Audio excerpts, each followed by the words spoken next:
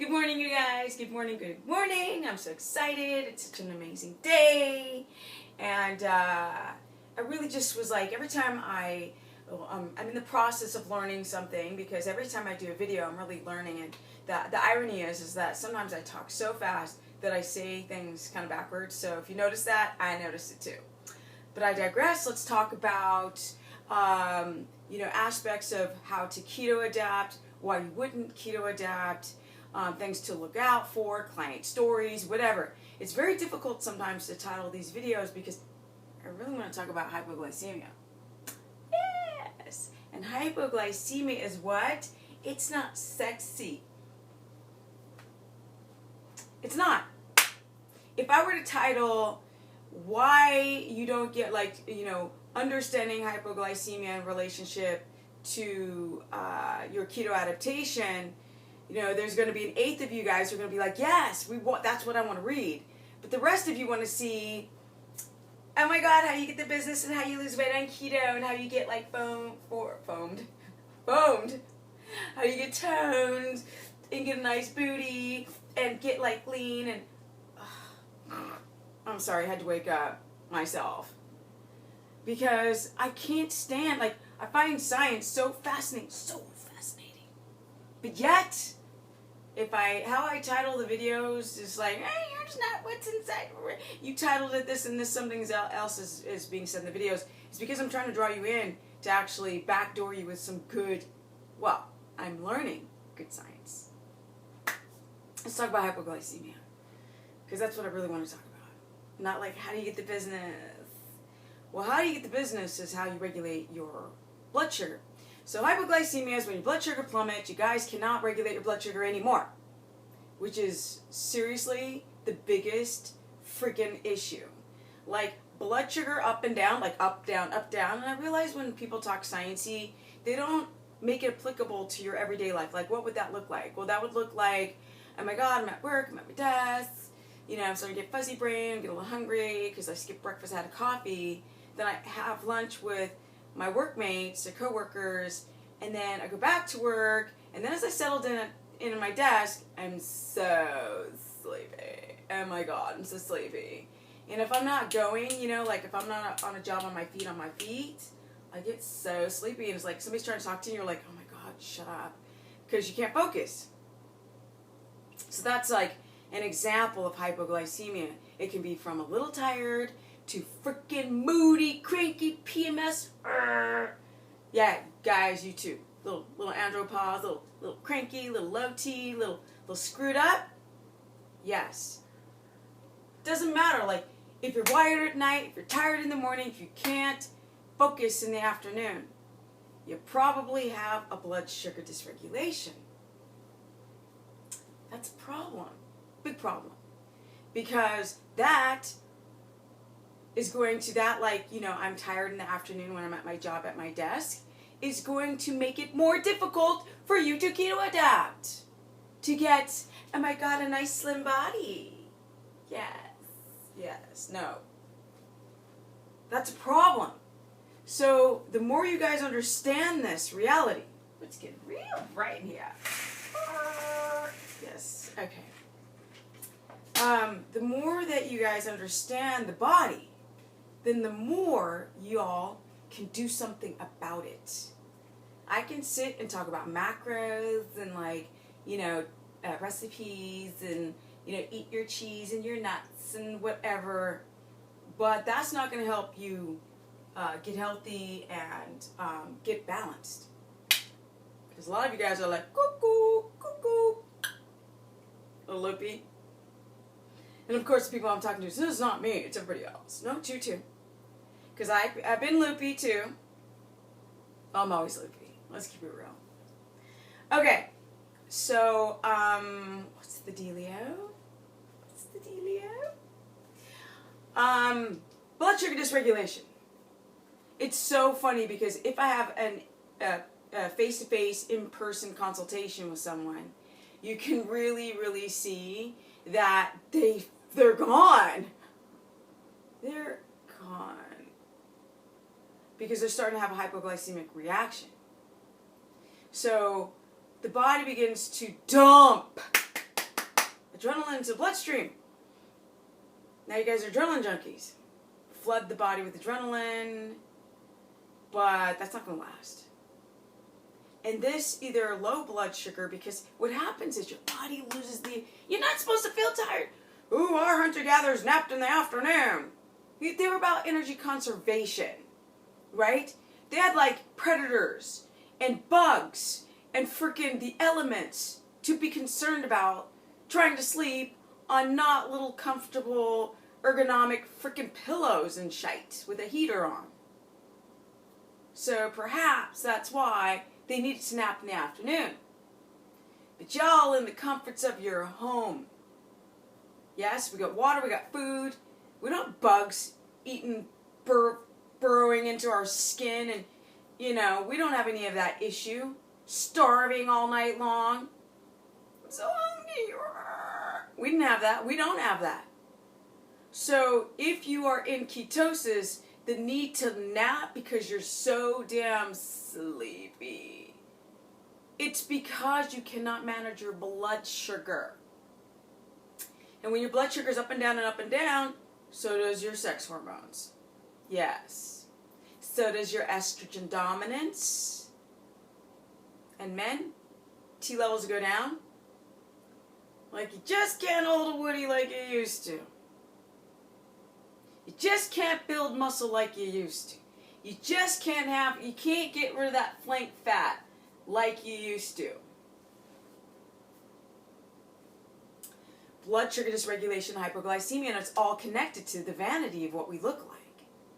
So you have to think about the precursors to your dopamine, right? Your serotonin, and dopamine and adrenaline. How about the tyrosine and the phenylalanine, and tryptophan? These are precursors to get you up at right here balance, right? Amino acids to balance your brain chemistry. But those things go down the freaking toilet with, you know, your Panda Express and your McDonald's, or, you know, for those who aren't trying to do that, they're you know, whatever food that you're eating throughout the day, or if you're not eating and then you become very, very hungry and you overeat, and then you care less about how fast you eat, what you eat, you know, the timing of what you're eating goes down the toilet, and that keeps your blood sugar dysregulation low. I mean, off, like as in screwed up. So you have insulin and you've got glucagon, and they work together. And they work in opposition, one, and then they switch places. So insulin's going to take blood glucose out of the blood, and glucagon is going to raise it back up. So you never really crash to where you get depressed, where things start to downregulate, where you need to go on SSRIs, antidepressant medications,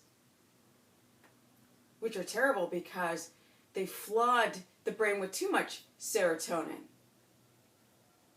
And then you kind of get like,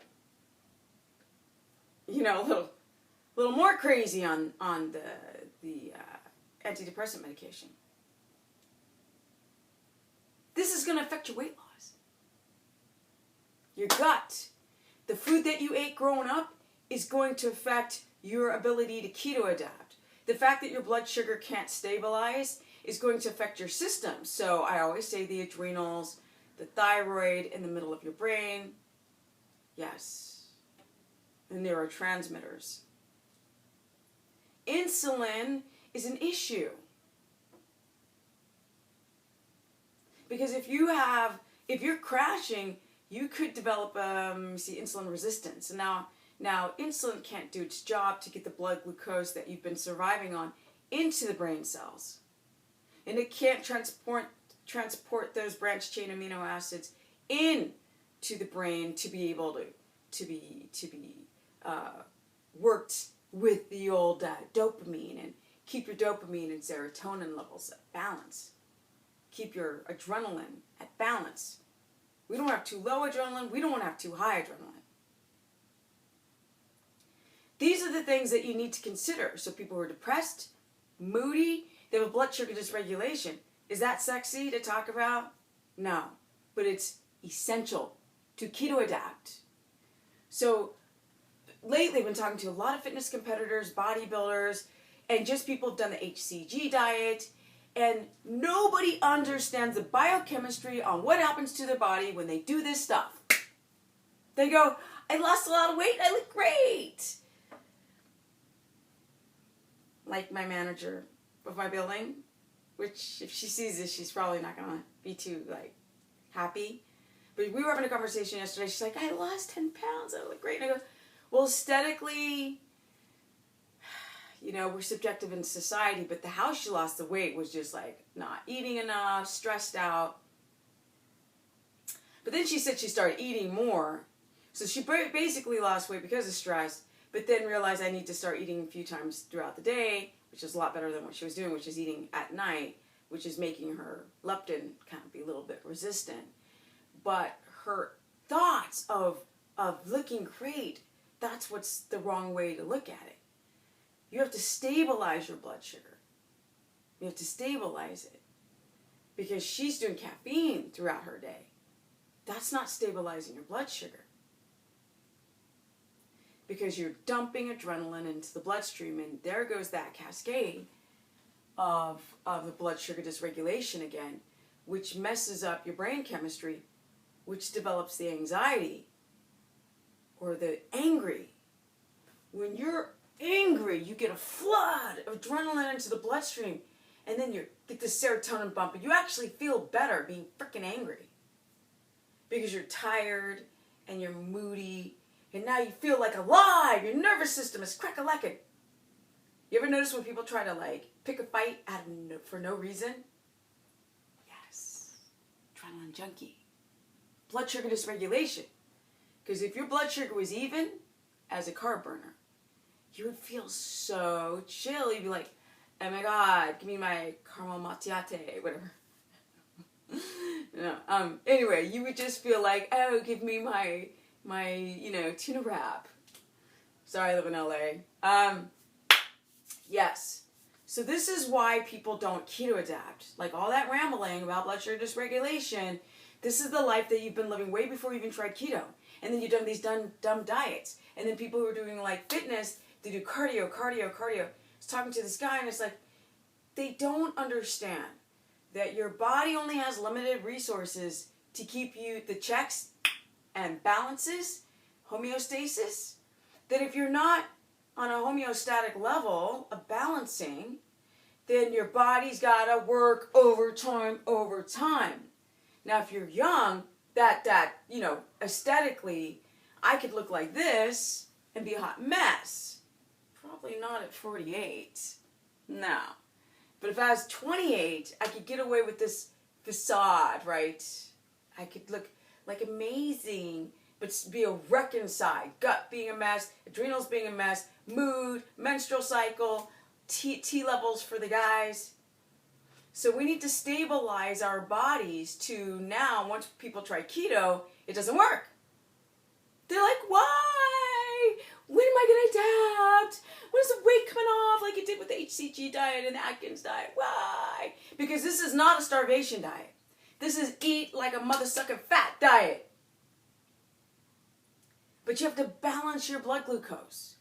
You have to lower your blood glucose, and then you have to flood your body with fat so that your body, brain, the stomach, everything, your digestive tract has to work, your gallbladder cannot be sludged up, your liver, kidneys have to work, your stomach's acids have to be there just to digest the freaking fat. Right?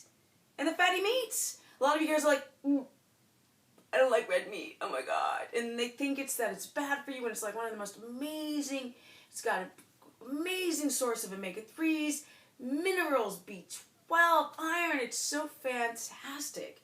A good source of red meat. But then y'all can't digest it.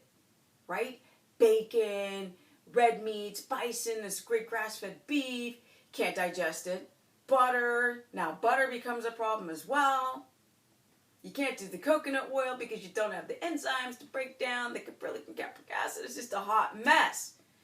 Just the digestion of the fats takes time. The enzymes, the HCl levels in the stomach to be able to digest.